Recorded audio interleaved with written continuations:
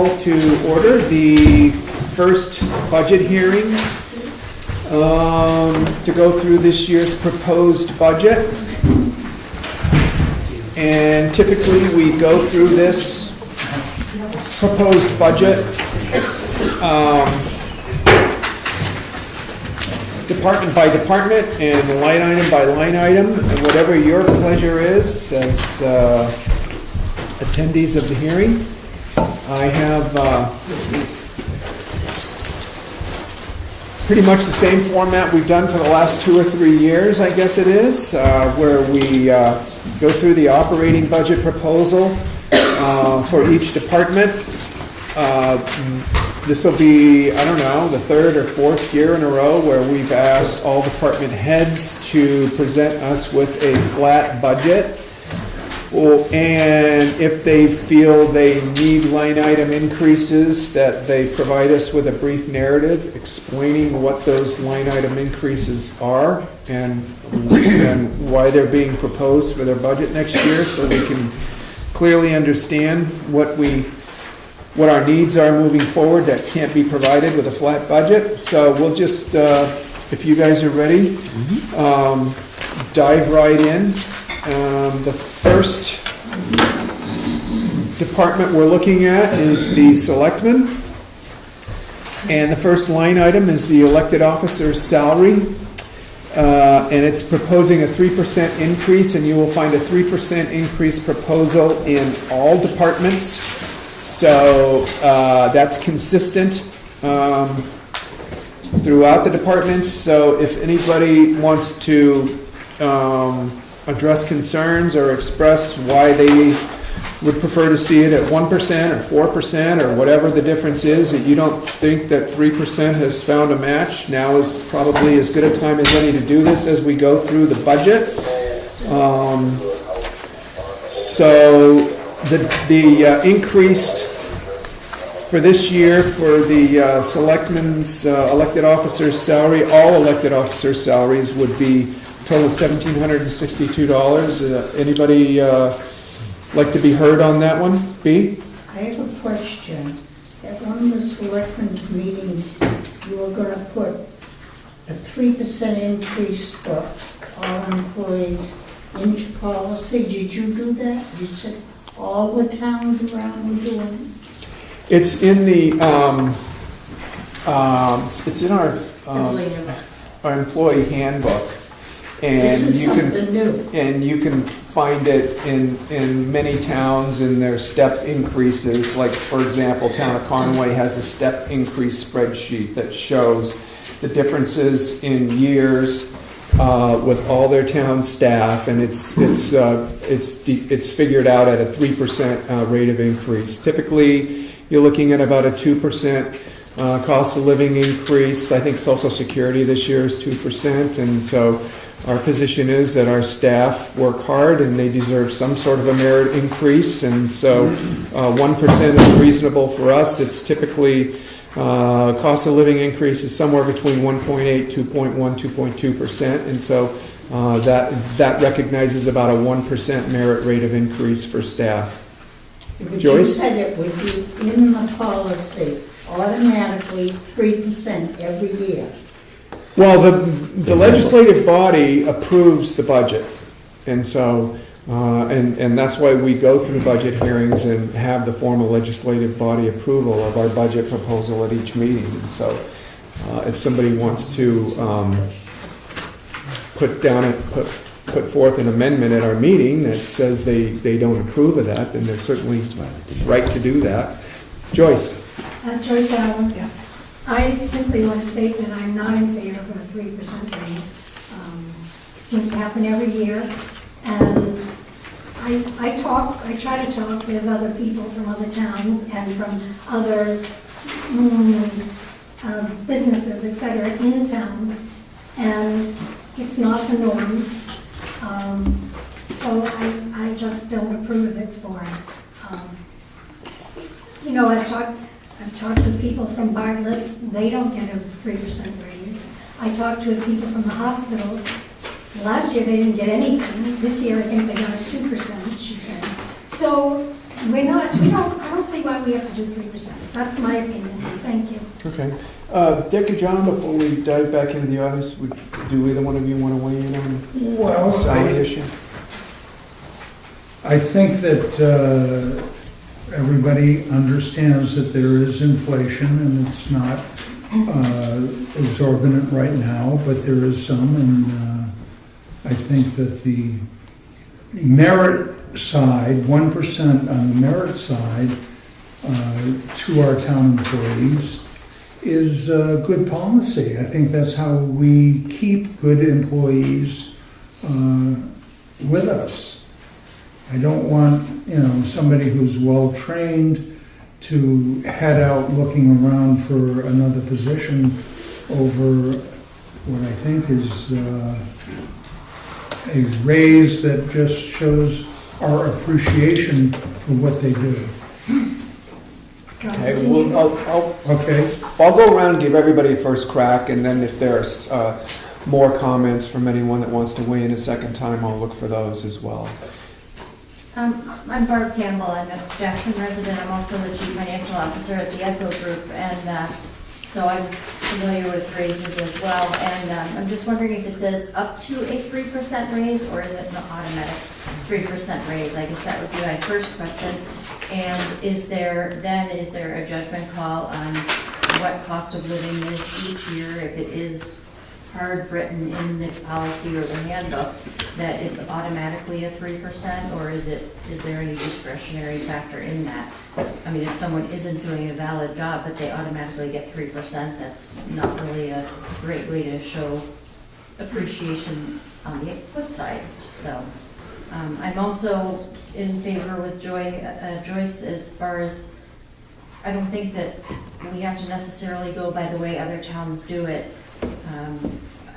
We didn't give raises this year, and there was a cost of living increase for sure, but when times are tougher, you have to make judgment calls as far as who's doing a good job and what other benefits and other things are added to value of an employee's benefit package. Yeah, and we've had some discussions around the differences between private businesses and municipalities as well. This isn't certainly the first discussion we've had or the first time we brought it up, and there are lots of different ways to account for merit and as well as cost of living, and we don't have a formal formula like lots of businesses do. This is how we choose to do it, and we haven't come across a whole lot in the way of municipalities that have a funding formula that factors in CLI and things like that, and we just felt like basically looking at the cost of living increase over the last several years, you can certainly find around a 2% typical amount, and then accounting for some sort of a merit is kind of where we've landed with this. Other comments? Go ahead, Jerry. Do you have an idea of what the cost per thousand of the 3% is? Cost per $1,000 In the tax rate? of valuation. In the tax rate? It's about $9 per $100,000 Per of $100,000. home valuation. So if you've got a home that's worth $300,000, providing our town staff with a 3% pay rate increase is something that's going to have you paying an extra $27 per year. And that allows us to keep good employees and a good service to the town. Well, I think to me, it's a good value. That's why we support it, yeah. And also, I just want to say the 3% is not locked in any place. That's our starting point. I mean, on another year, we may say, well, 4% would be more appropriate, or in another year, 2% might be more appropriate. I don't know where. But the 3% is not locked in anywhere, but it gives us a place, that's where we start. And it We gives get our numbers from. employees some idea of what they can expect also. It's not like what we have. Well, right, and for our budgeting, I mean, Right. we have to have a figure to put in there. Last year, we were here talking about the results of a study we had done with similar municipalities with a similar demographic makeup. And town makeup, and the study showed that our employees were somewhere between, depending on the employee's job description, somewhere between the middle and the lower rung of salaries in comparison to similar cities. That was the second time we had done a municipality comparison of budgets, and so we want to recognize our employees, and we feel that they should at least be in a middle tier as far as commensurate salaries. Somebody's hand went up in the back. Bill. Yeah, I just wanted a couple of things. After 26 years of working for the company that I worked for until December 29, I had to take early retirement. I'm sure you probably know why. But all over the country, I mean, I talked to people all over the New England world in the building industry, and that affects tremendous amounts of people. And also a lot of people in the tourist industry, which we're basically dependent on in this valley. And the number one complaint the last 18 months, at minimum, everywhere you go, people cannot get help, and they cannot keep help. And I think now myself, as well as many others, living on very fixed income, I appreciate saving money as well. But I think in this town, all you got to do is look around, and all of our town employees, full-time, part-time, whatever, do a heck of a job. They're dedicated beyond imagination. And 3% is, as Dick said, if nothing more, 1% of that, a merit, whatever you want to call it. You give good encouragement and good morale to encourage the employees to understand that you support them as a town. So I'd like to speak in favor of it. Chief, did your hand go up? Yes, it did. I just want to speak about the raises, and not really just on the police department, because I think there's really only 3 of us, but the raises in general. So I'll speak in general. Some of the figures are in general.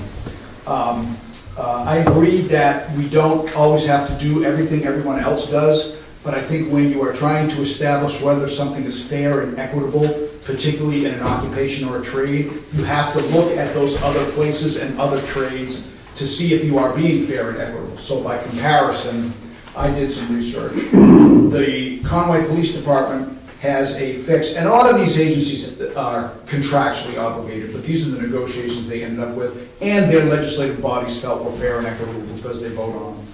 The Conway Police Department has a fixed step of 3%. The town of Conway municipal employees have a max step of 3%. There is some variance in, they do scale their raises, but the maximum can be 3%.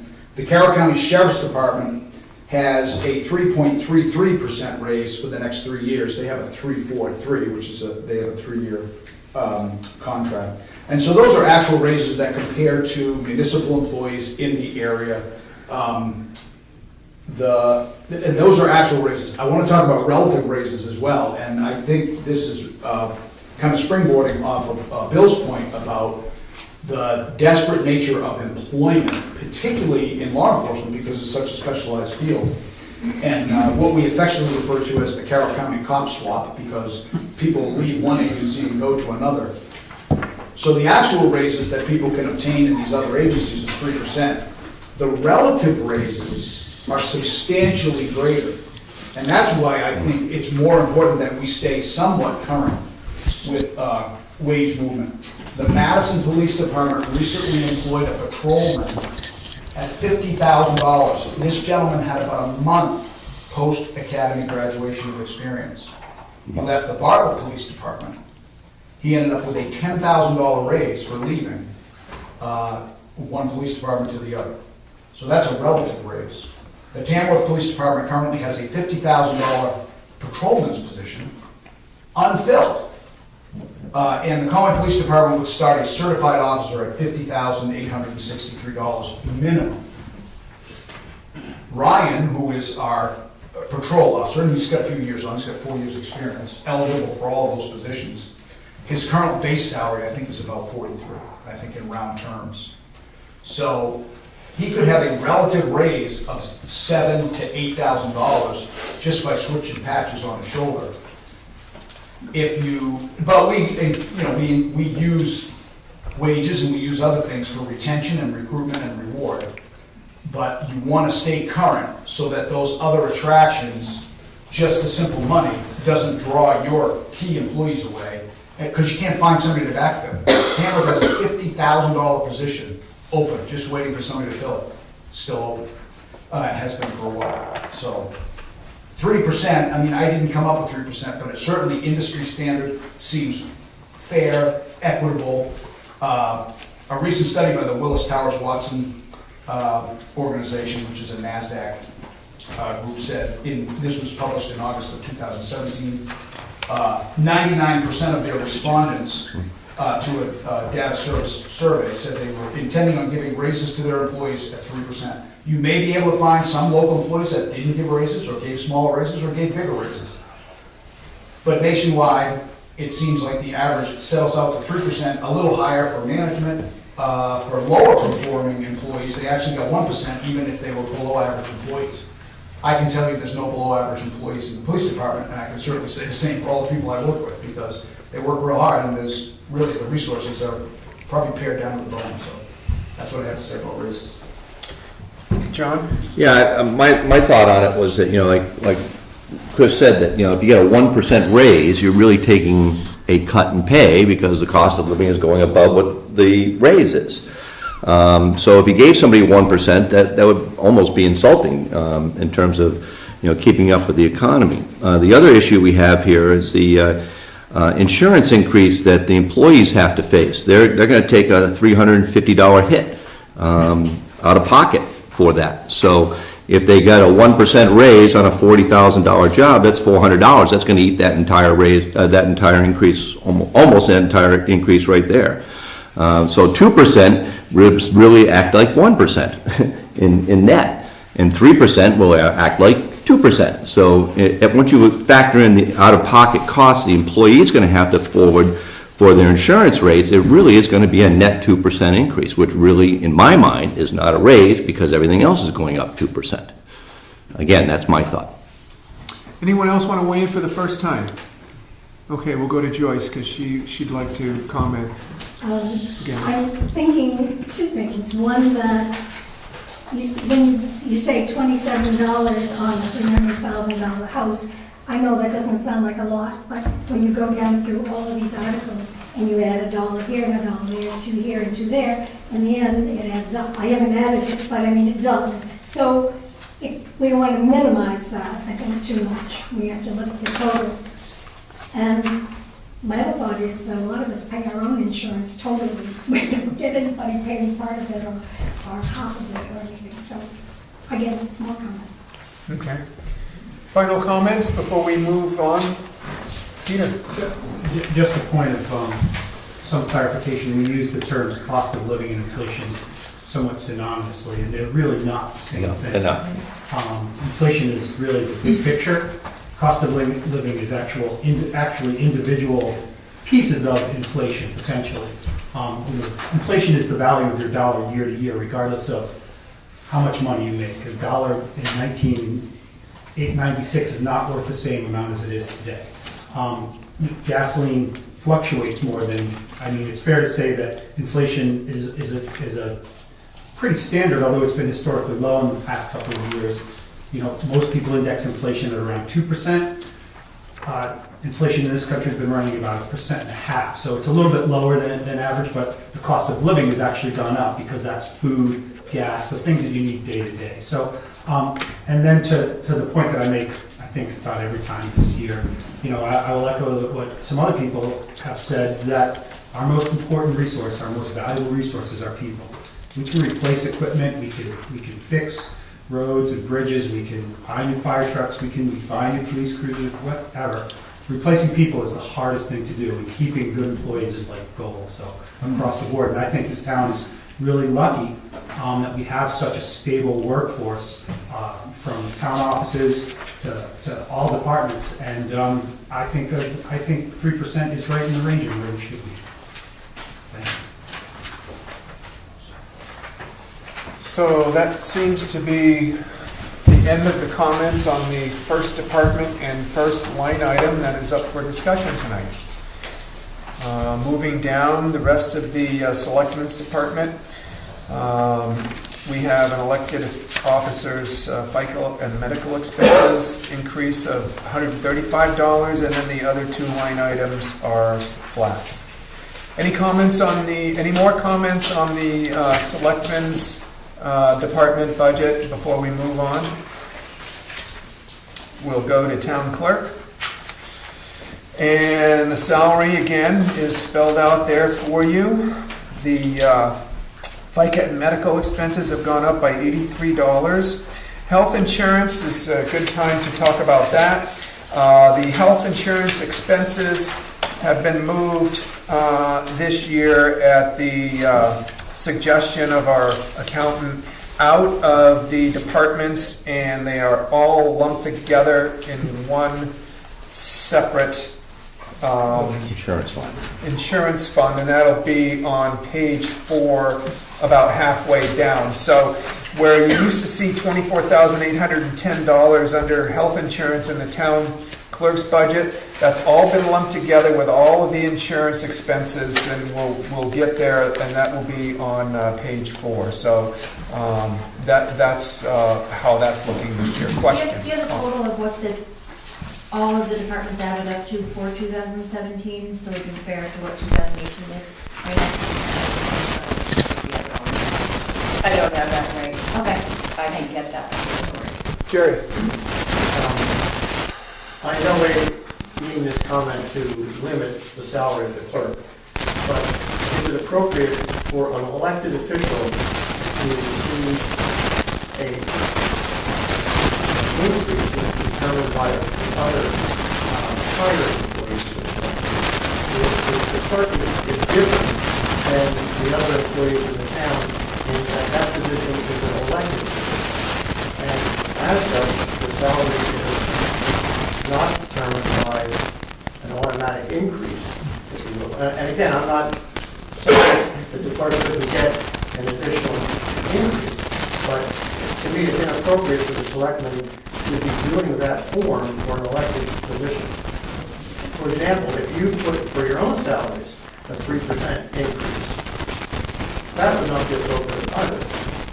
You could ask for more money, but not as an automatic 3% every year. Yeah. You follow what I'm saying? I do follow what you're saying. I think that just to give a little history on that, and not that you're not familiar with the history on that, but we did have a separate warrant article one year, and I think it was year 2 of Karen's job, or year 3, Karen, correct me if I'm wrong on that, but there was a separate warrant article that was looking for something around a 10 or 11% pay increase. And that was approved. And it was, and we came together after that meeting and before the next meeting, and one of the things that was pointed out was that that it would be appropriate for her to receive the same amount of increase as other town employees, and that way it would prevent us from having to revisit warrant articles every year that were beyond 3%. And that, right or wrong, that was the history of how that came to pass. Karen? I understand that, but I'll make the point that I think from a legal position, it's inappropriate. Yeah. Not the money, it's Yeah. just, Before I go to Karen, we had sought counsel on that, haven't we? Through the Municipal Resources Inc., and they told us it was appropriate to do. Because we had the same questions. This was going back 3 years. My memory could be fuzzy on that, but We did get it. yeah, okay. Karen, that's you the case, handle I'm good with it. Okay. Yep, just so you know, it was a warrant article in March of 2017 that we put forward, so that instead of me coming forward and asking for an increase every year, whether or not that was an option, and so it is article number 14 from last year, from March of 17. Okay. Thank you. Okay, great. Moving on then through the town clerk tax collector's office budget, you see the retirement system expenses have gone up. Election and registration expenses, we have an extra election this year, is that one of the? Last year, we budgeted for 2. We had the March election, and we also have to budget for 1 just in case, like we've learned with Mr. Burton. And This year, we have 3 in 2008, in 2018, so we have 3 elections, so we are budgeting for 4 as a safety net. Okay, excellent, and that narrative's on there as well for you. Hearing no more comments on the town clerk tax collectors department, we can move right to financial administration. And you see the first increase is wages. We've gone through that logic. Town office health insurance, again, that's been moved, and you'll find that commensurate amount on page 4. And telephone also has been consolidated as one expense for the town. And the logic for that Well, just for this building. for this building. We added some phone lines down below, and it just got really complicated, so it's in one place now, so it's been moved out of the financial administration department, but it still exists. Where is that on here for people? It is on page 4 under general government, parks and buildings, and under miscellaneous town maintenance and expense. Okay. And it didn't require us to increase anything, it's in there fine. Okay, great. We've got an annual increase of Bless you. accounting expenses, an annual increase of membership dues and contract fees, and the $900 added to the town report printing was to reflect the town report primarily, correct? Yeah, last year it was over, but we got a discount because there was an error, and so it's gonna be over this year, so we're planning for that. How is it gonna be work when we're combining the school and the? We can't do that. Jerry followed up on that, and because of the timing of when our reports are due, it unfortunately doesn't match. And if you're not following that conversation, a suggestion was made that we combine the 2 reports, the school report, the town report, and we looked into it and found that because of all of our commitments to deadlines and things like that, that we weren't able to put both reports in one publication. Okay, anything in the way of comments for the financial administration department? Assessing is flat. Page 4. Legal expenses up at the top is flat. Planning board is flat. As you can see, I don't have to go. The zoning board is flat. Stop me if you have a comment to make somewhere. The general government parks and buildings budget is flat. Cemeteries is flat. The insurance increase under insurance, $5,879. That's a contract we sign with Property Liability Insurance, and that reflects their rate increase, correct? Peter?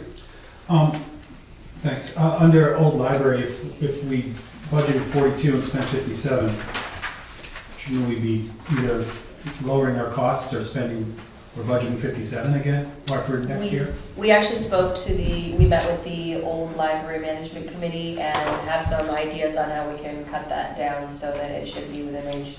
Okay, thank you. I have a question about the legal expenses. Is that something we should think about lowering a little bit? I mean, we obviously got off pretty nice this year, but obviously, Yeah. It was recommended that we budget flat this year by town council. So, I'm shocked. what's that? I say I'm shocked. I am too. The town council would say, You might know something we don't. And, yeah. So I did the math on the health insurance, and last year's actual came up to $189,000. Is there something I'm missing on that? Well, people have made different selections,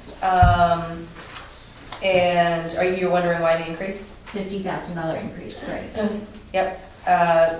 We have negotiated, I've got to look back on, I would have to look back at the exact detail, but people have done some shifting of plans and whether or not they're choosing single family or 2-person.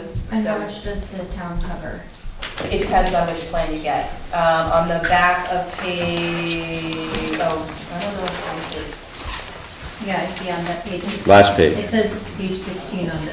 Last I guess page. it doesn't have, that one doesn't have employee choices as far as what, but the range is anywhere from an employee contributing 2% to 9.5%.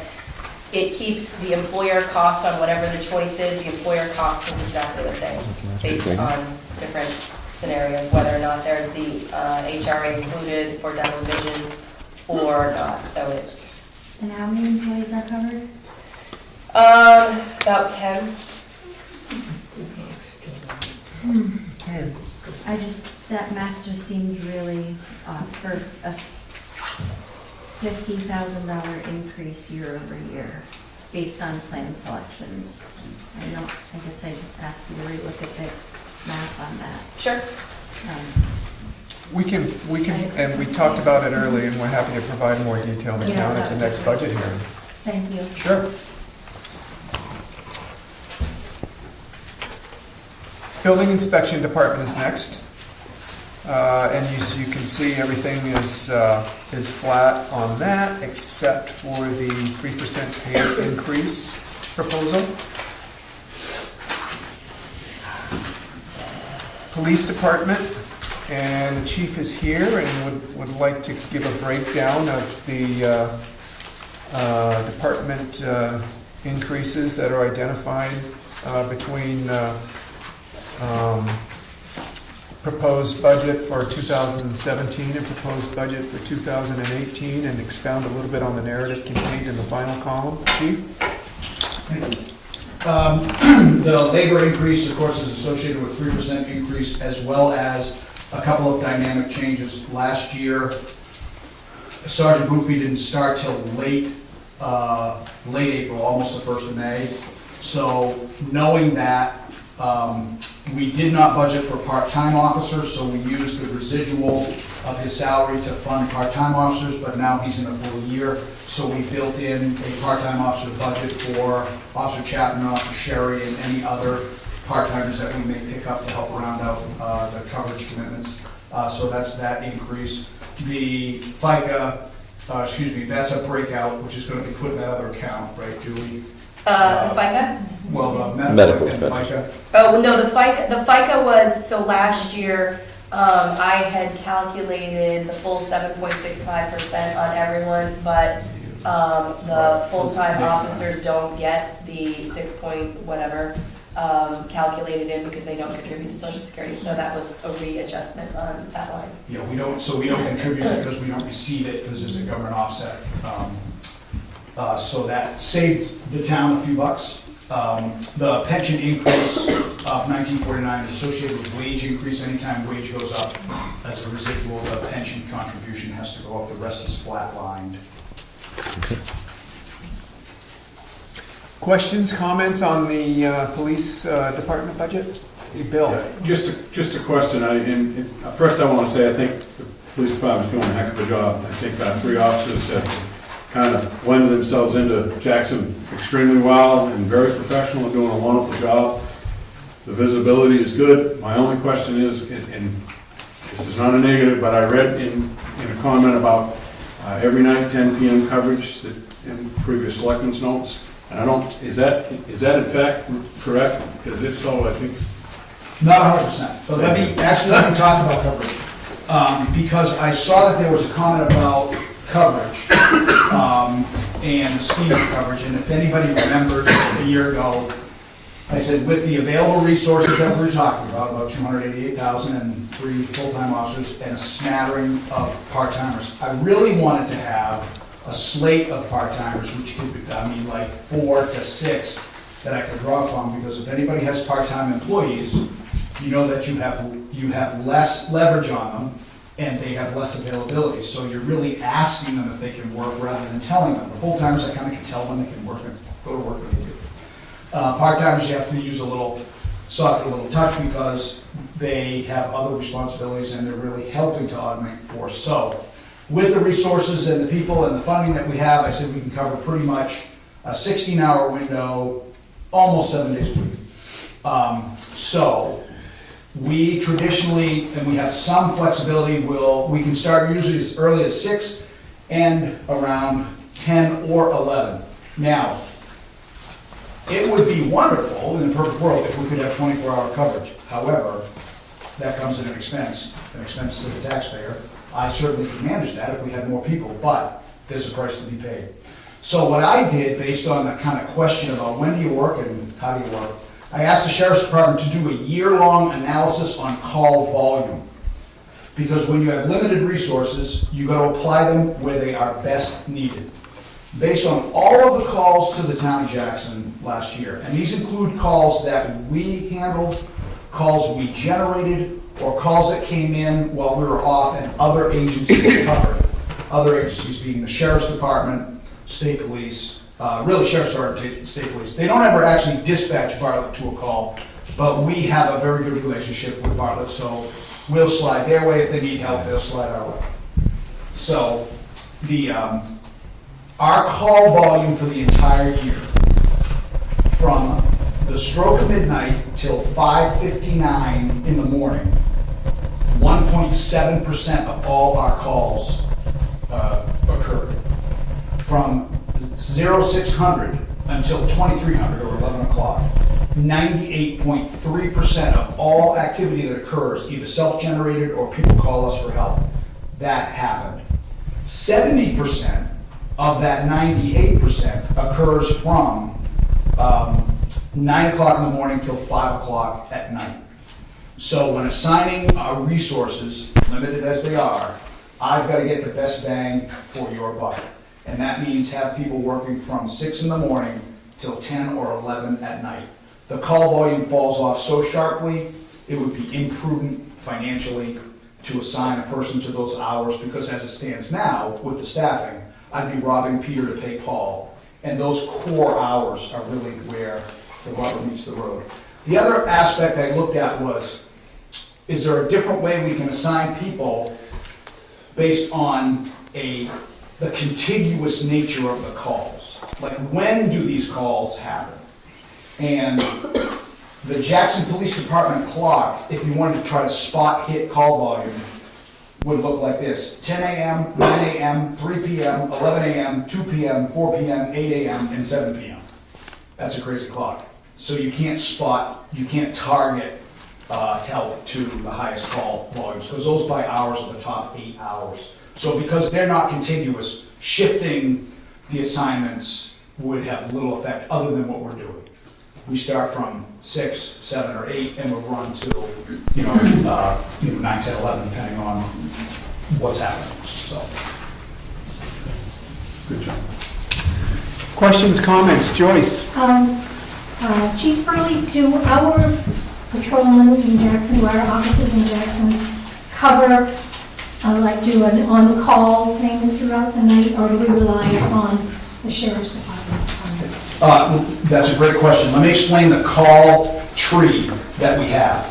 Now, first of all, we don't have an on-call, because the way that the Fair Labor Standards Act applies, if you have people like the traditional call, you're at your house, you can't have a beer, you gotta respond in 10 minutes, your cruiser has to be gassed up, that is ready to work. Ready to work hours are labor hours, have to pay for those. So if you had somebody on that kind of call, you'd have to pay. And if you're gonna be paying their labor rate, they might as well be working. So what we have is a call tree. After hours, the Sheriff's Department will call an available Sheriff's Department member to cover a call in Jackson. If a Sheriff's Department member is unavailable, they will call New Hampshire State Police, or transfer the call to New Hampshire State Police. Because New Hampshire State Police has troopers that work 24 hours a day.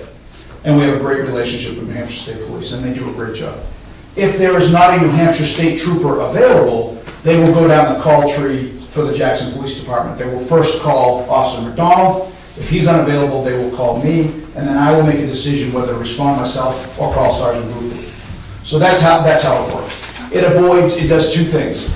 It avoids the on-call expense and labor complications associated with having people ready to work. And you've already paid for some of those services that you receive from the sheriff's department and state police through tax dollars, so you're really receiving back that value. So, Jay? So, Chief, by that Fair Labor Standards Act, is that, must be for everybody, so is that saying New Hampshire DOT, Town of Jackson Highway, Town of Jackson, some fire guys, I guess, and other places, they're all illegally on call? well, I don't know what the standards and practices are to call those agencies. Well, no, but you said the Fair Standards, Fair Labor Act, are you saying that's like, Well, what are the conditions and standards under which those people are on call? Do they have a standard where they have to respond in 10 minutes, their equipment has to be ready, they can't have a drink within 24 hours, and so on and so forth? Yep. As a department head, I'd be a little concerned about the costs associated with that. If somebody made a labor challenge, and labor challenges can go back 3 years, I would be concerned. everybody's doing it legally? Okay. More comments on the police budget? Yeah, again? It's all right. If not, we'll move on to the ambulance department. Bartlett Jackson Ambulance, another flat line item there. Fire department, looking at the 3% pay rate increase, as well as the health insurance being moved out, and then a couple of minimal increases. The one that we is connected with the wages is the New Hampshire retirement system. And then we have a special equipment increase that we're going to propose this year. It's really tied to gear. Jay, you want to give us a little bit of a rundown on that? Yeah, it's basically current gear that we buy. We've been buying like 2 sets a year, and we basically need to step it up a little bit. So I did ask, that was the number that you guys came up with, that you wanted to increase it. So that's basically one more set. 2,500 would be a pair of pants and jacket, and maybe boots or helmet or something.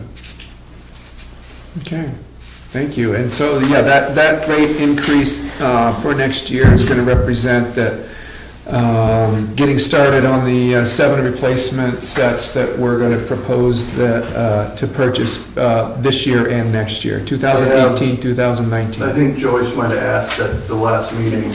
I have 7 sets that are 7 years old. I have 12 sets that are 10 years old. I have 7 more sets that are really, really old. And then I got 6 sets that are fairly new. That Peter? was Joyce's question. Peter? Part of this came about because we were a little bit of a victim of our own success. We did a recruitment drive where we got a bunch of new members. So it's sometimes hard to put a new member into old gear. The equipment doesn't all fit the same way. We got a bunch of short people, and for some reason, I don't know why.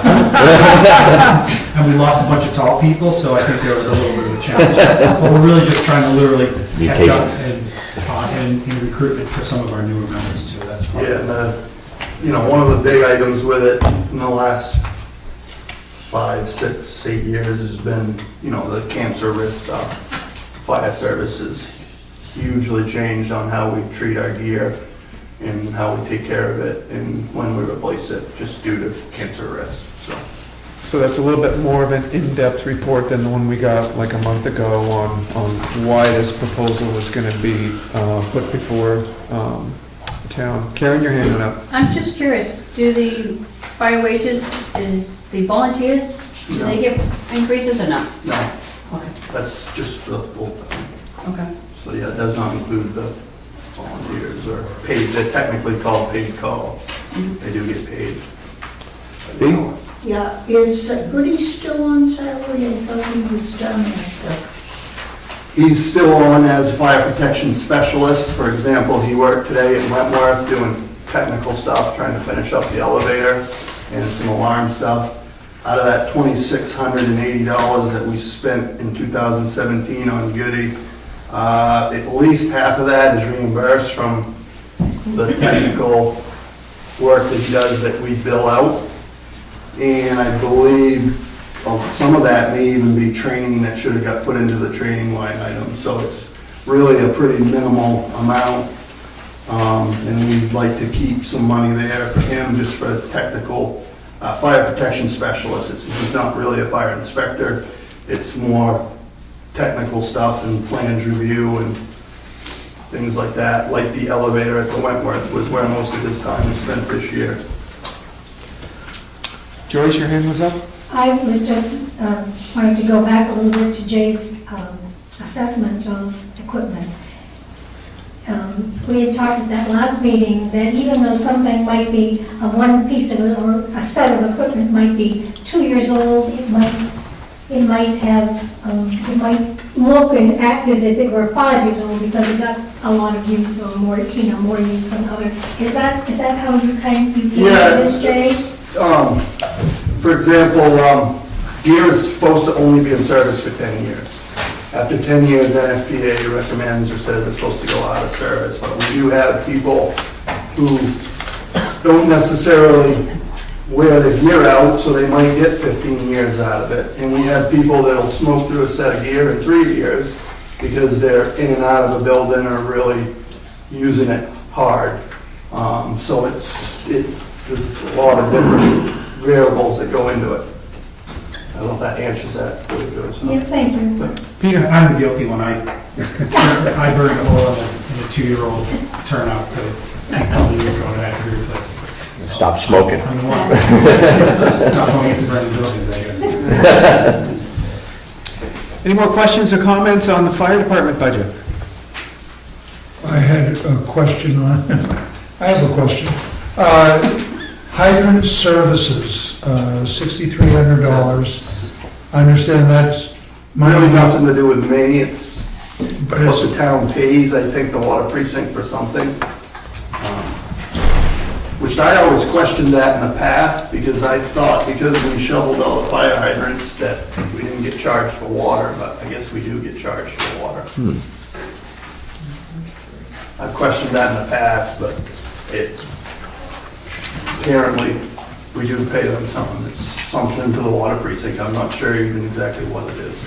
Can we add that to our insurance breakout task list that we want to do between now and budget hearing too? And get some clarification on that $6,300 amount and what it is for? Yep. Thank you. right. It's also my question really is that it's not a private enterprise. The water precinct isn't a separate entity. It is a segment of town. So the hydrants are in town, in the town, Part of servicing, downtown district. saying it's part of the service Yeah. of having the water. Right. So it shouldn't be any cost associated. I don't know what the cost of the town, come back to the town, what that would be, but I would like to hear it justified. But Bill may have the answer. Well, I don't know if it's an answer, it might help you, but for anyone that remembers when the precinct did a major upgrade, and we got hydrant services in town, it's been expanded and expanded. One of the key components for them getting the bonds and getting that whole thing done many years ago was the fact that town helped in the financial side, number one. And number two, there was a statute that the precinct-owned system, by statute, can bill for hydrant services, provide hydrant services from their water for fire protection to the town as an additional part of income. And I know there's a few people who will remember that. That somewhat is my memory. That was a long time ago, but we did, at town meeting, it was talked about, the town supported the precinct. It was a major upgrade. It was a disaster before that. And it was a huge benefit. And I guess all I'd say is it's pretty darn cheap firefighting aid to the town when we do utilize that hydrant service for an actual fire. Thank you. Okay. Jay, another Dick, comment? I thought that, maybe I don't know this, but I thought precincts were still considered municipal services and they're not considered private. Because I know like other precincts, they go through the municipal system, they get the insurance, the retirement through the municipal. I could be wrong, but I thought precincts were still considered municipal and not private. None of their water billing comes through the town clerk's office, which is where most town clerks collect for water billing. Okay. So Maybe they have I the know ability to that's get, you know, retirement and all that as a municipal, whatever. Was there another hand that went up over here? Guess so, okay. Any more comments, John, Dick, or anyone in the audience on the fire department budget? Operating budget proposal? We'll go down to emergency management. Again, 2 minimal increases tied in with the salary increase and FICA medical. Highway administration, highway wages. Same logic behind the increase there. FICA medical. Highway health insurance has been moved into the insurance section. And then the operating expenses begin after that with sand. From sand to special equipment on page 5 is all flat. The only line item that we have identified a need to increase is a need for a mini excavator, and I think Pat can probably explain that a lot better than I can, but basically it's a piece of equipment we either have to rent when we can get one to do some jobs, or look to add that to our equipment here that we own and then can pick up and use and operate anytime that works for us. Anything more you want to say about that, Pat? No, it came about with the sidewalk repair that we're gonna do this spring. Is the amount of money that we're gonna spend on a rental is gonna be a high amount, and if you rent one every year, every other year, or something like that, your cost is not a lot different than buying one. If you purchase it over a few years, and it was just a matter of cost, we're renting them, and makes sense. Every year we gotta use one for something. I mean, the backhoe works great, it's gonna take a lot of pressure off the backhoe, we'll be able to do a lot of ditching on a lot of the small, narrow, tight roads where we don't have much of a ditch. It's a smaller machine, so it's gonna have a smaller footprint, you can get in and do a little better job. And there's a lot of places the backhoe just doesn't, I mean, you can do it, but it doesn't work great. And it was kind of a matter of, do you keep renting one, or do you save the money and just buy one? So. And it seemed to be that the timing was right. We're going to need a mini excavator to do work along the sidewalk in Route 16 this year. They're going to pave, the state's going to pave along Route 16, and if you go and look at the sidewalk, it's almost at road level right now, so it needs to be dug up. The curbing needs to be raised, and the mini excavator is really, we're going to have to rent one or look to buy one. The expense last year, I think, to rent, and then we did ditching up on Upper Green Hill Road in Jackson Highlands, I think, which is a typical year that we use a mini excavator for. I think that was around $4,200 to rent. Yep. We typically, when we rent one, we rent them for a couple of weeks. They're not always available when we want them. Really feel like we're going to need to have one of those available when we're doing that work along that sidewalk, because it's got to be done ahead of the road work that's going to be resurfacing that road, scheduled to be resurfaced, I should say. It's a state job. They can change their mind at some point when they want to, but they certainly are locked into a schedule of redoing Route 16 in the spring, summer season coming up. So what's the cost? The cost on a new machine is $63,000. But we were thinking of doing a rent to own, correct? For 5? This would be a lease, it would be Right. a lease for 10 years, lease on.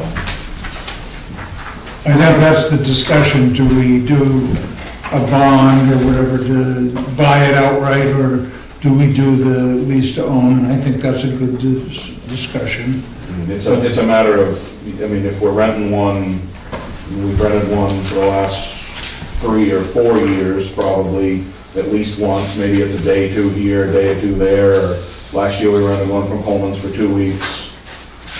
Could have used it for 3 weeks.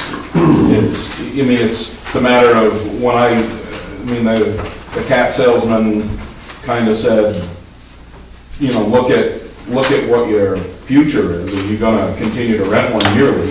If you're gonna rent one for a few weeks every year, you might as well, it almost makes sense. It's not like I have to, but it is renting, you get nothing, so it's.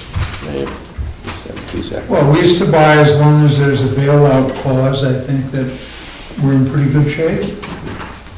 And typically, we've used our unexpended fund balance to kind of offset purchases like this for what can actually be seen as a capital improvement in our equipment. And our unexpended fund balance, when we get there, on page 11, you'll see that it's higher than it's been since 2013. So we've had a number of different conversations about how to fund this. The first step was identifying the need and understanding that it was going to allow us to be more efficient and provide us with something that we're actually going to own rather than just throwing rental money out every year. Your hand is up, Jerry. Yeah, I was just going to suggest that the lease to own is a financing It is. vehicle. A bonding through municipal bonds is a lot lower rate than the lease to own rate. But, and I was also, you alluded to the same thing I was going to allude to, that our unreserved capital fund is over by a lot of what it, by state standards, could be. And that would be, to me, an appropriate use of that. Or some of that and bonding, Sure. combination. Well, I want to make it clear, we're not locked into any specific recommendation on what we think is the best way to finance this type of equipment. And we talked about taking the proposed increase, assuming it passes, and then, turning around and finding another way to do that. And this would give us a year's time to kind of identify the best use of some of these funds. That's appropriate. Yeah. There was Highway Department? one Yeah. thing I left off on Yeah. highway, and that was there was discussion on whether or not we wanted to increase highway at all to do anything with the brazen garage. There had been discussion on do we want to fix that up at all or not, or. That did come across, there was a brief discussion about that. Were you part of that discussion? Or I know I was, and can share what we talked about. John, you? I wasn't there, though. I got the email. Right, it was to put some money into that little part of the building to the front, which I don't, I'd soon take it off, be done with it. It doesn't do us a lot of good. The library is using it to store books that are going to be sold at the book sale. I believe that's what those are. And I think that Alan Brooks started it, came to the town, asked if they could store books in there, and we said, yeah, and it's not a great place because it's damp and, there's critters, there's squirrels get in there. There's really no way to secure that area right now. But, if you want to keep the books in there, fine. But I can't see putting a lot of money into that because, cosmetically, yes, we just replace the windowsills or whatever's looking bad. But you dig in and you have no idea what's wrong in there. You start doing it from a $5,000 project, it becomes a $25,000 project. And, I just don't think that it's money that we should be spending. I don't think that repair to that building is what we need to do. I think we need to think about the fire station and other places in town we can put that money.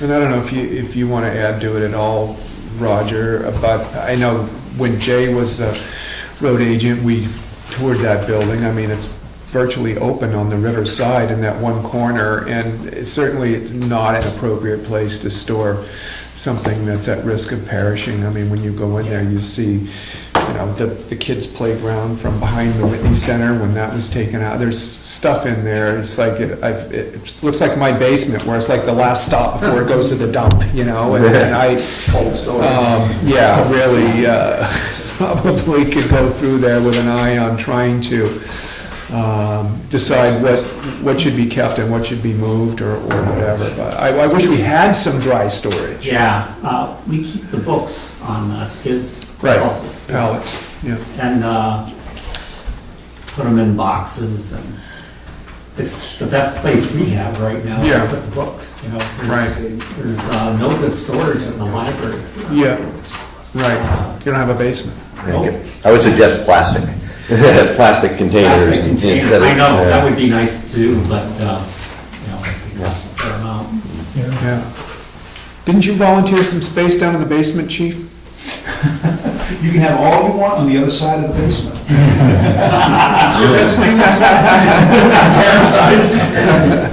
A little territorial there, I guess. Whatever. He's taking all of our space, so we can't get it. Thank you very much. Any other comments? I'm just curious, what's the long-term status of that building? I mean, are we just kicking the can down the road, this thing's gonna fall apart in 15 years, or what? It's not getting any better. No, I know. No.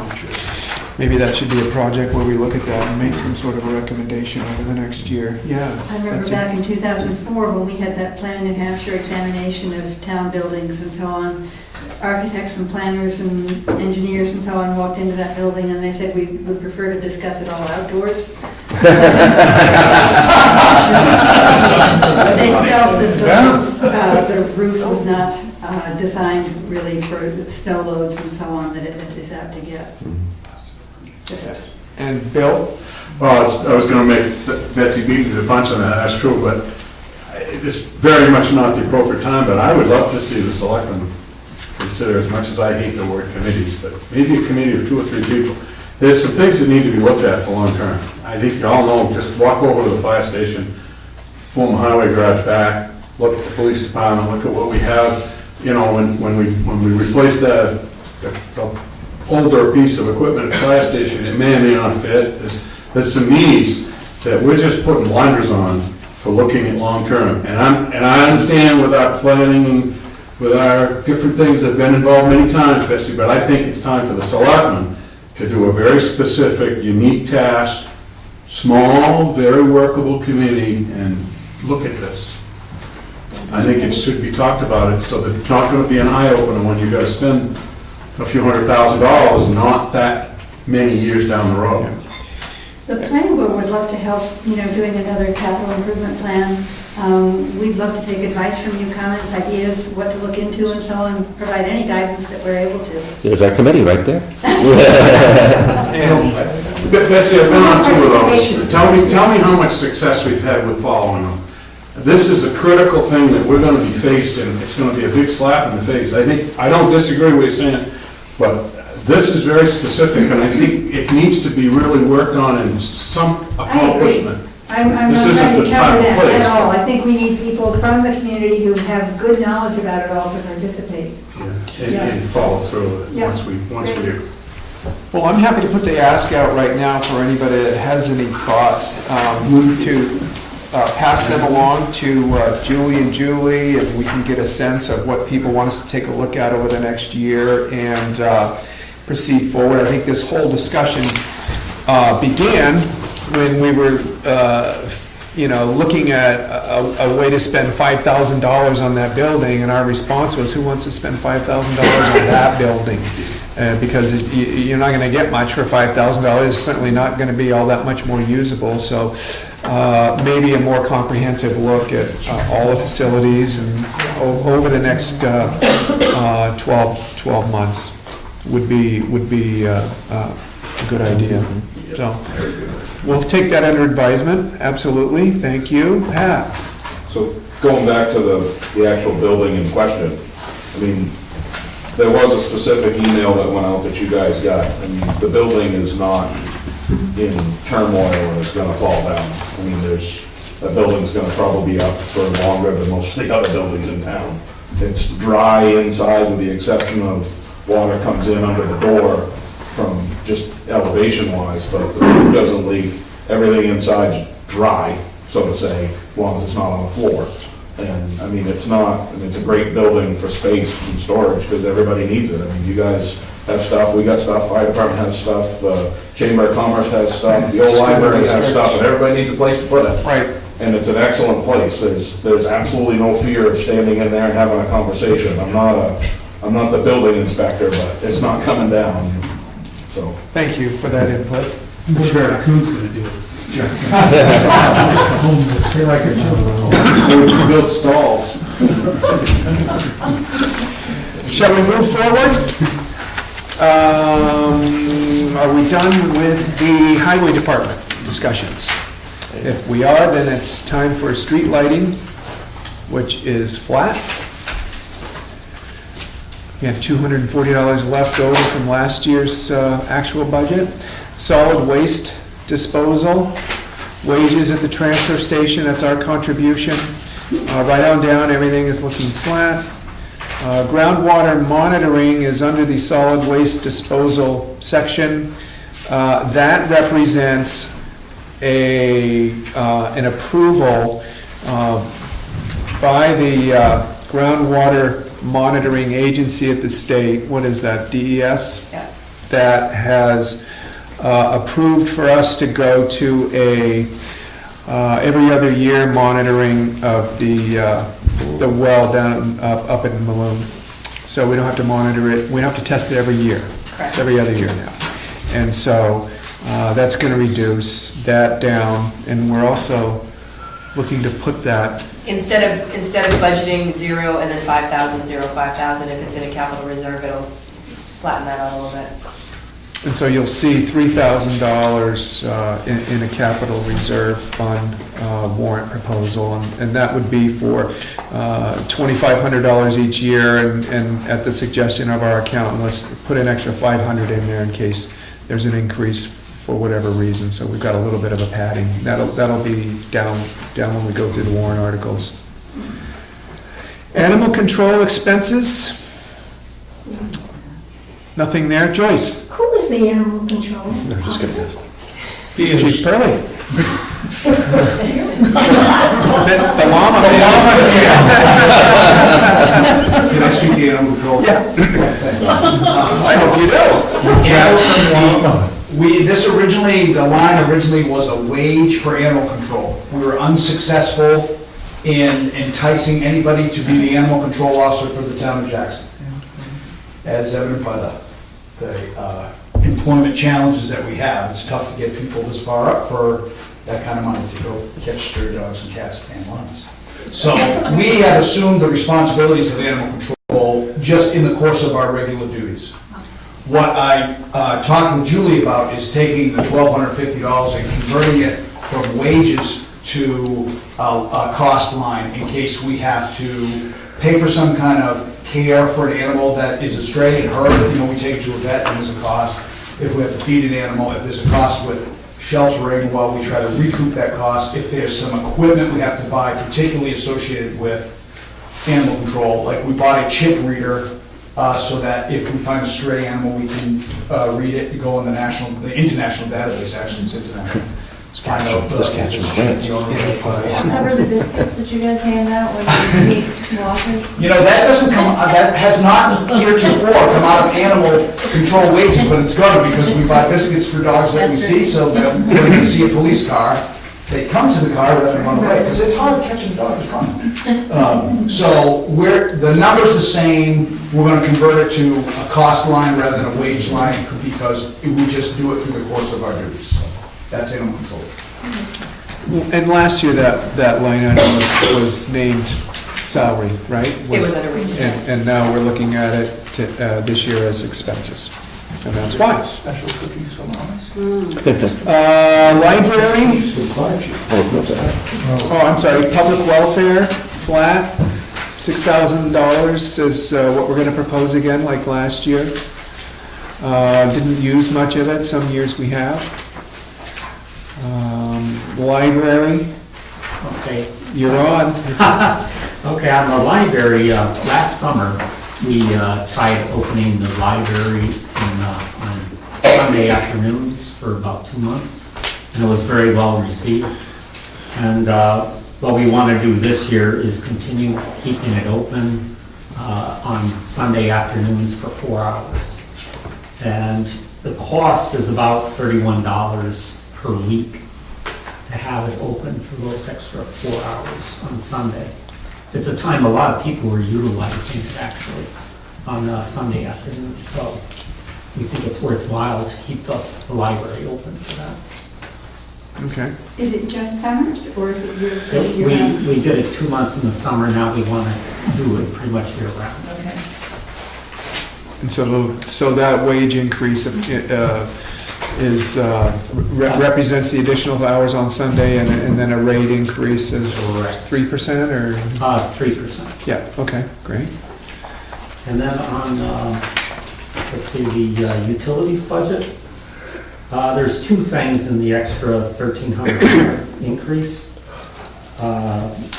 One is we need to get the windows washed in the front of the library, power washed, because I don't know if you've seen all the bugs that have made homes in the front of the library, and that really needs to be cleaned. And the windows haven't been cleaned for 4 or 5 years now. So that's almost $1,000 for that. And then we need to have somebody help us with QuickBooks. I'm not a QuickBooks expert, and every year with the audit, the town audit, we need somebody to help us input it and get our QuickBooks in order. And that's about $300 of the identified increase? No, that's actually more than that. Oh, okay. I mean, we've cut back in other areas, Oh, okay. trying to give the increase. Got it. But we're figuring 3 to 4 hours a month for somebody to help us out. Okay. Comments, questions about the library budget? Dick, John, anyone? Okay. Debt service? That is the... Recreation part. Oh, sorry, I went over that, sorry. Parks and Recreation. Any questions on anything under recreation and parks? That is where we see, we agreed at the town meeting, we were no longer going to contract with Valley Vision. And that is in effect where that savings is identified as coming from. Hearing none, we'll move on to debt service. Julie, that bond is for the town garage? Yep. And interest is going down. And then we are basically down to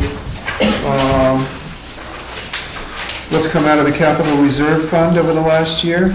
That's, those are the things that are taken out that are not, that are unplanned for, and that amount matches on the revenue tab what was taken out. So it's kind of a wash. Just going back really quickly to the health insurance, I used last year's report. I don't know what I did with the numbers on the worksheet, I'll double check that. But I tallied up what we had, and it was $208,765, and then I added 13% onto that, which was the increase for this year, which was about $27,000, which brought us, and the difference between the 208 and the 240, which was budgeted in 18, was 31,000. So the difference that you're looking at is 27,000 of a normal increase and 31 of people adjusting things. But I'll clarify that for the next. And who's the provider, the insurance? We use interlocal trust for our group pooling, and then our insurance is through Harvard Pilgrim. Okay, thank you. If there are no more questions or comments on the operating budget, we can move to page 8. Get a look at the warrant article proposals.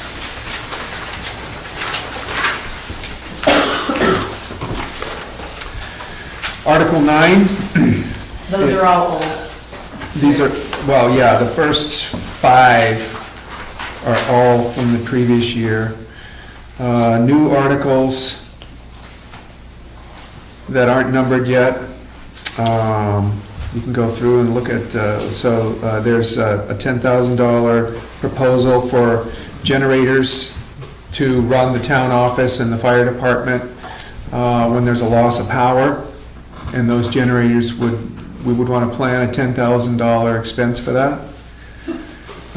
We're looking at the final phase of the 3-phase transfer station project to be around $85,000. I think we've got a pretty firm number on that at this point, and that would be our town's share.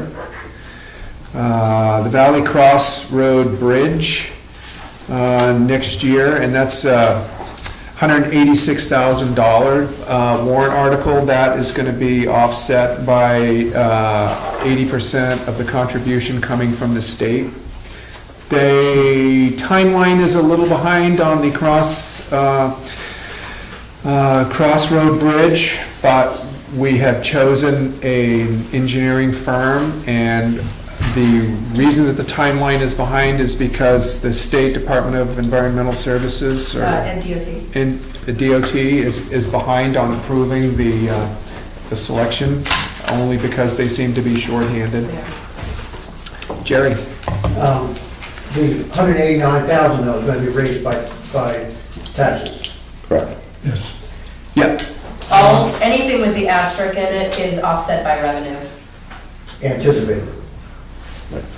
Yeah, but I mean, we're only responsible. We're going to raise taxes, we're going to raise taxes, and if we don't use it, it'll go into the unreserved capital fund. But you're going to raise that money. Well, we already have, the design phase has already been bid out, the cost is set, we get 80% back from the state. So our portion of that is $37,000 that we have in a capital reserve fund already. My question is a rather radical one. Why don't we, instead of spending X amount of dollars, whether it's 40,000 or 190,000, why don't we just make it a walking bridge? What is the benefit to the town of having vehicles cross that bridge? Well, that is a bit radical, and I wouldn't expect to hear that proposal for the first time at a budget hearing. We felt like we just assumed that the people in this town still wanted to have a bridge with the ability to cross with a car. I mean, it's always been that way. Maybe that's not a good enough reason But we to not anticipate consider that it. it's going to be repaired for 189,000. This is only the design phase. Exactly. Yeah. No. So it could be upwards of $500,000 or more. Well, it's going to be about $1 million. Yeah. Okay, so you're looking at $1 million plus 190 Yeah. for vehicles to cross to where? Well, if we had gone to just shoring up the deficiencies in that bridge, rather than having a new reconstruction with state aid, the cost estimate for that was going to be about $200,000. So my point is there any cost associated with making it just a walking bridge? We didn't do that study. But we are getting 80% back from that cost of the bridge. So I said it was radical. I think if I put barriers up Yeah. and say, walk across and fish or whatever. Exactly. So your question is, what would that What's the expense downside of be? that? Well, there'd be cost incurred. I don't know what it is, so I can't really speak to whether that's the most efficient, effective way forward right now, because I have no idea what the cost would be in something like that. Yeah, no. Linda Dresch, I think one thing you would get a lot more traffic coming into town, because I think you're gonna need to do a study as to how many people drive over. We live up on Jackson Highlands, and we use that road quite a bit to be going up onto Prospect Farm, go up to Eagle Mountain, come down and around, so, yeah, Is that worth $1 million? Well, I have no idea what would be entailed in a study to do something like that, or what kind of criteria we would need to meet to establish, I don't know if we can back out of our commitment with the state and the engineers at this point, maybe. I don't know, I mean, we've That was had, radical. I said it was radical. Jay? Not that I completely disagree with Jerry, but it does serve, by having a bridge in the road there, it does serve fire protection from the pond for a large part of Carter Notch Road. good point. Plus, you would have difficulty turning around if you did get in there for a fire, say, down by, Dick May's old house. Once you're in there, you wouldn't be able to turn around, like you don't have a cul-de-sac to turn around in. To turn around at the pond. So there's really no houses beyond the pond, so Right. that's not really an issue. Might lose the tennis court. So that's where we are right now in the design and construction phase. I can tell you the engineering firm is scheduled to do a presentation. It was originally, we were hoping to have that presentation to the town be in November this year, but because everything got pushed back, that didn't happen. When it does happen and the state does approve where we're at with that, maybe that's the time for the town to come together and express those kind of views, but we haven't heard anything like that before, so obviously we've got some feedback right here around some of the downside of doing something like that, but we're all welcome to express our opinions. The next article down is where you see the Maloon Road groundwater maintenance, and as I spoke about earlier, it's about $5,000 every time that well is tested, and so we're going to have to do it every other year. So next year we would propose adding $2,500 to there, and we'd always have a $5,000 cushion. Recurring warrant articles. After that, pretty much the same ones that we put into our, go ahead, did you hand it up? I have a two-pronged approach to this as a suggestion, and I've said it for the last 5 years, I think. It's roughly a little bit north of $200,000 we're putting a year into capital reserves for equipment, basically. And I have two problems with it. One, the people who are paying for that all along very often aren't here to enjoy the benefit of it that's bought 10 years later. The other thing is it's not an efficient use of money to be sitting there that long. My suggestion is consider cutting it in half and doing the other half with bonding. From a financial standpoint, the cost of a municipal bond versus the cost of money not used is minimal difference. And I think it's a better, then the people who are enjoying the product that's bought are here to enjoy it, as opposed to not always here. The other thing that it does when you do capital reserves like this, it takes the voter, the legislative body, out of the process, because you're the agents to expend. So there's never a discussion as to whether or not the legislative body wants to buy that product at that time. Because no one's going to say every year, well, I don't want to put the $50,000 into a fire truck this year. It just hasn't happened. And it also hasn't happened that when the $500,000 is there, or at some point in the future, $750,000 is there, the selectmen don't really discuss whether or not to buy it because the money's there. So it's almost an automatic process. And you have completely eliminated the legislative body from that process that we've many years, when we were going to buy a fire truck or a police car or whatever, we would discuss it at town meeting and the legislative body would decide. You have taken the legislative body out of the process by A, collecting that much money ahead, and B, having the selectmen be the agents to expend. All of it's legal. I'm not saying from a legal standpoint, I'm saying from a financial standpoint, one, it's not an intelligent use of money. The people who are paying for it aren't always here to enjoy it, the product that you purchased, and you've taken the legislative body out of the loop. But aren't the citizens of town in the dialogue every year when they vote that money? Have you ever seen any real discussion as to whether or not we should take, instead of putting $50,000 aside, put $25,000 aside? Has the selectmen ever recommended that? No, they haven't. And the legislative body doesn't really compute it to 50,000 versus now $750,000, 8 years later. Joyce? I think people don't discuss it because you can only amend the bottom line. You can't amend things line by line.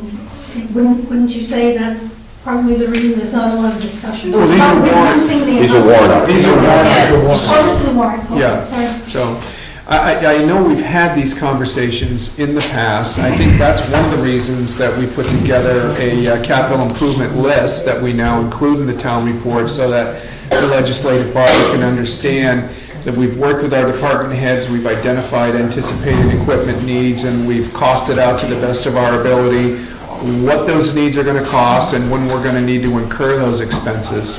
And that's contained in the town report now, but, you're right, we've had those discussions back and forth, before. You don't have to. It just seems to me that bonding is a better use of the money over time. Okay. Pat? I have a couple of questions, and I've heard you say this a bunch, Jerry, and I've thought about it and just trying to make myself smarter or whatever the word is, but I'm not disagreeing and agreeing or anything, but I'm just asking a question that, like, most all of these things are stuff that we have, so that the people that are here that are appropriating the $80,000 from the fire truck are getting the use of the fire truck that we have now that was bought. I mean, I understand, but like, you're not asking for something that's brand new that you haven't had. You're replacing something that is here that you're getting the use out of. I'm not gonna go into the debate of whether a bond, I don't know anything, I'm not there, but. And the other question is, don't we at town meeting, isn't the capital reserve purchases, we do that, don't we? And I'm pretty sure that. No, the selectmen are the agents to expend. There's no necessity to bring it before the legislative body. But we do get discussed. We do discuss it in the meeting, and then we say, Voted on. but, I mean, I suppose we don't have to buy a truck, I mean, if that was the case. But that hasn't happened. That hasn't happened, I agree, but. For many years, capital reserve was capital reserve. It's only been in the last so many years that those clauses have been added to authorize agents to expend as a select. But it used to, many years, we had straight capital reserve, and sometimes you did discuss quite a bit about whether you put money in or whether you didn't. Sometimes you discussed about actually spending it when it was in the bank. I mean, we've had, it's only been in the last as many years that what you're saying is It's true. been about 8 years when that RSA went in to allow the selectmen to be the agent to expend. And they did it for the very purpose that I'm describing. It took the discussion out of it. I don't agree with that. It's not gonna debate you, but. Sure. B just made a comment, way back again, we talked a lot about that, but the thinking, I know when I was a department head, the thinking of capital reserve for the big purchases at that time was, okay, we know we're gonna spend a ton of money on a big, a highway loader, an excavator, a fire truck, those are big purchases. We really started prudent budgeting and put money away when we could hold the tax base somewhat stable every year. And when we get ready to buy it, we had the money, or a pretty darn good amount of the money in the bank. To Jerry's, credit, yeah, the part of that's true, but if you just go back and just say, to heck with putting this money away, there's a lot of times when you really desperately need to replace a piece of equipment, you don't have the money in there, and people don't want to do it because we could be in a down economy, and you're not going to get a positive vote to replace something that should be replaced. So there's arguments to both sides of that. Yeah. Jay? I know, Jerry, I don't completely disagree with you, but I think a lot of these numbers, like if you look at heavy highway, that's 30 grand. If you buy a loader, you're talking 250 grand at least. So, I mean, I think these numbers are small. I mean, I guess you could say maybe the fire department at 80 grand, you could say maybe it's a little high, but it's a $500,000 purchase coming down the road 4 years or something. So I mean, I just think these numbers are fairly minimal, like you said, you know, a minimal capital reserve, and then if you need to buy something with the bonds, but I think you are at the minimum. Okay. Any other comments on the issue? Yeah. Just a question of, what is the interest rate that this money is earning or invested somehow? It isn't. Money in a It's just capital sitting- reserve fund? It's just sitting, not earning any interest? It does. This company does that. Yeah, the trustees of the trust funds are working with Bank of New Hampshire, and they're investing I don't know what the report says right now for this year, but they are investing what they can. So it's just not sitting there in a pot and not doing anything? Well, the fact is that our costs of the managing of the accounts versus the revenue from the accounts is almost a wash in dollars. I haven't looked at the report, this year's report. I have. Maybe we can get a little bit more specificity to that and how that's being managed between now and Yep.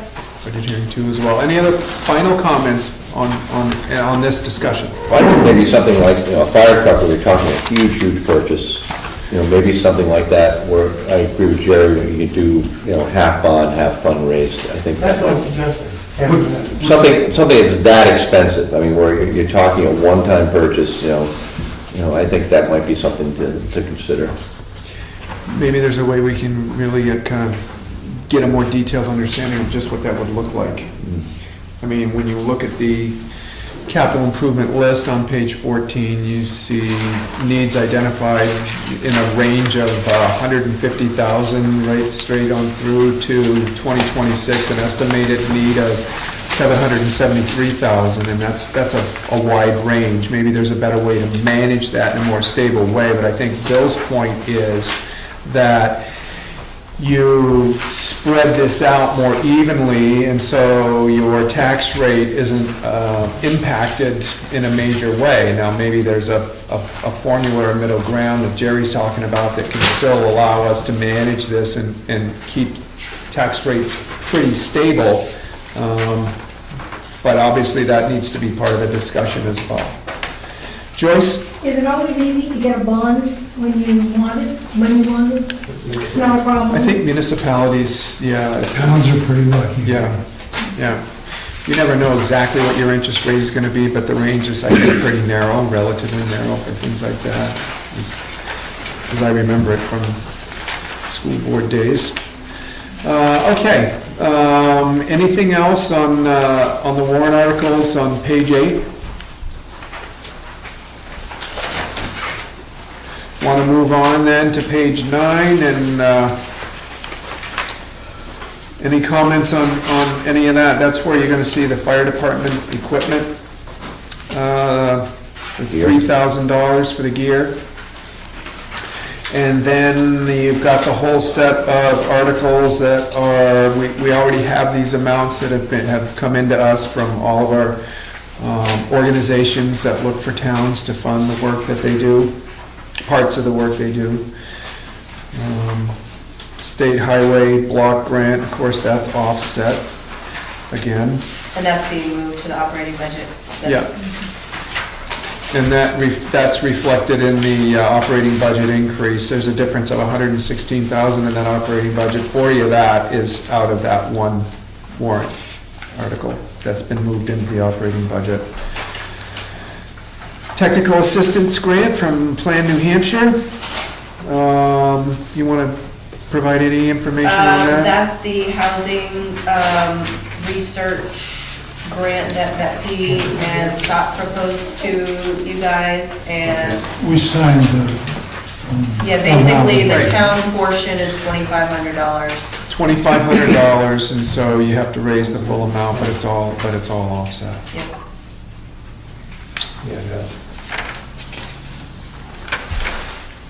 Page 18, or I'm sorry, page 10 is next. Oh, wait, page 9 question? Yeah. John, you're the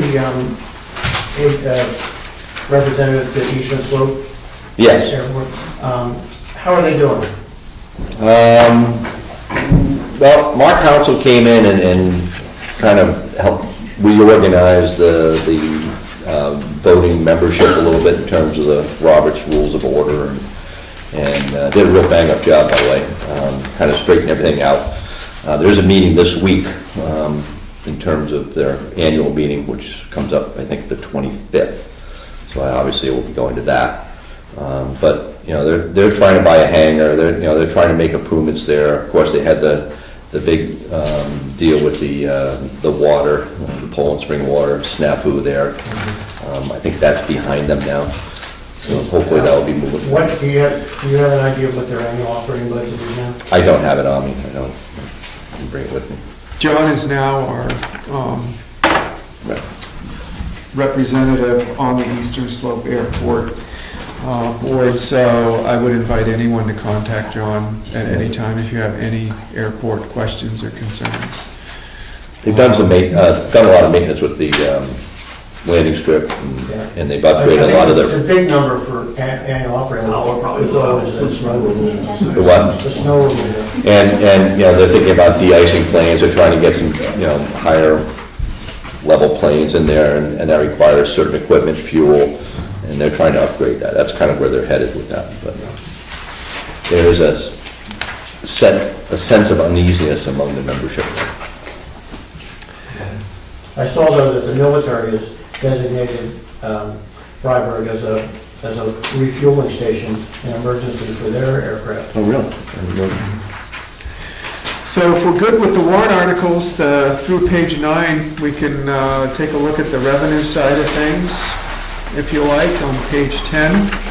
And moving on to page 11, where we are identifying our tax rates, the unexpended fund balance, how we intend to offset it. So our municipal tax rate, when it is all said and done, and we end up with an unexpended balance, fund balance of 11% remaining of our total budget, we'll have had a municipal tax rate increase of 1.15%. Is that right, Julie? That's what we had between 16 and 17. Right. Yep.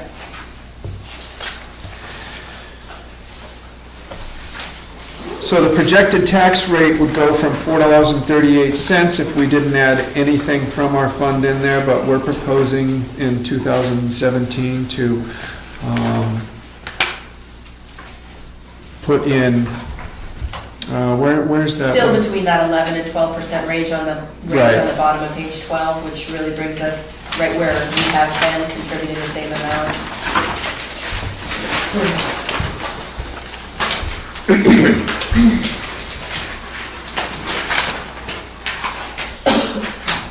And so that pretty much spells out the tax proposal and the warrant, the operating budget and the warrant articles.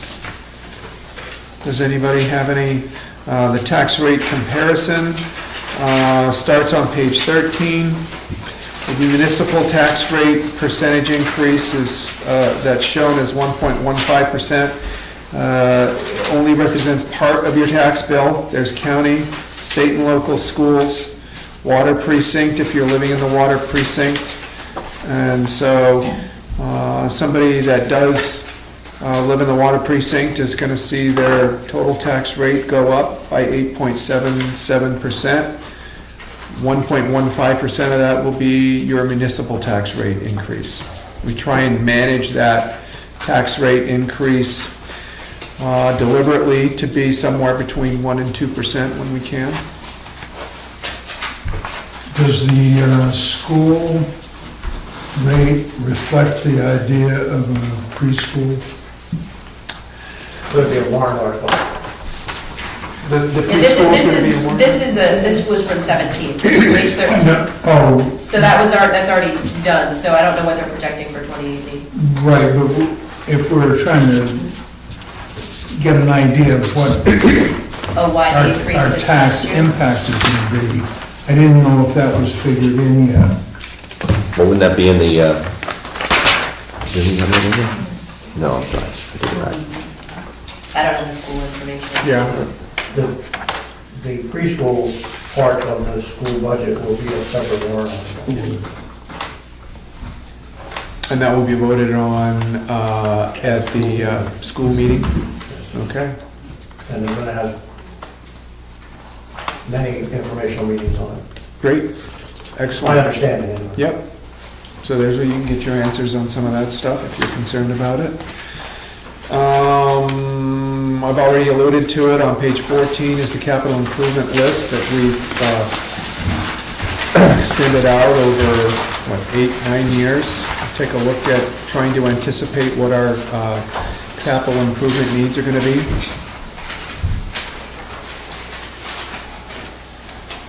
And on page 15, we've got the wages for town staff listed, And benefits.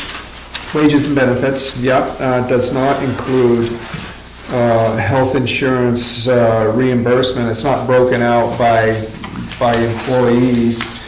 That's a HIPAA violation to do that. We were advised to just provide the lump sum, and that's down at the very bottom line, health insurance estimate, and that reflects what you already saw in the budget. And this format was requested by Sarah, copying how. Well, yeah, we had some people that wanted to see a little bit more of a specific breakdown, and this was always available, but people felt like it would be more clear for them to look at if it was all on one page. And now it is. And now it is. And our health insurance rates are on page 16, as well as our retirement commitments, New Hampshire retirement system commitments for employees. And that's our packet. Bill? I was gonna make a comment during the regular meeting at the end of the before we started this, but you're on a good roll, so I can. If I could just say this real quick, there's been one of the most confusing things at town meeting, for me to explain and try to manage for the mandates that moderator operates on is the amendment issue. And it's kind of dealing with like the operating budget. I know Joyce made a comment, we can't amend anything. Well, we can amend. There's been a lot of conversations gone behind the scenes with the moderators across the state on these sort of things. The Department of Revenue Administration has driven towns more and more and more in consolidating what we years ago used to have all line items on everything. And now we have basically an operating budget that's huge, and we go down through it and we try to go through, and the statute has been explained, you can't amend the individual line items. You gotta amend the bottom line. You gotta approve the bottom line. What has come out of the Secretary of State's office, this is not changing statute, it's an interpretation, working with moderators. As we take, for example, the operating budget that we just went through, all the different line items are categories. We can, as moderators, accept amendments on those individual line items. However, if we do that, that's fine, and everybody can have the police department. I don't want the police department to have a 3% raise, so I'm going to make an amendment to increase their operating budget, okay? That example, just like the town operating budget, which is major, several pages of stuff we just went through, we can take a line item, item in that and make the amendment on that at the same time as we can with the police department budget, as we can with one of the capital reserve article type things.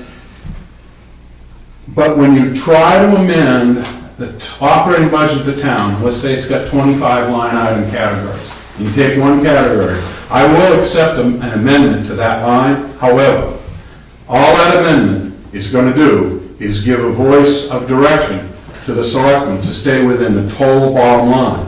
And every amendment that we do, we increase or decrease in the line items, when we get ready to vote on the bottom line of $1,850,000, whatever it happens to be. We have to have a new total with those amendments, increased or decreased, and we approve that bottom line.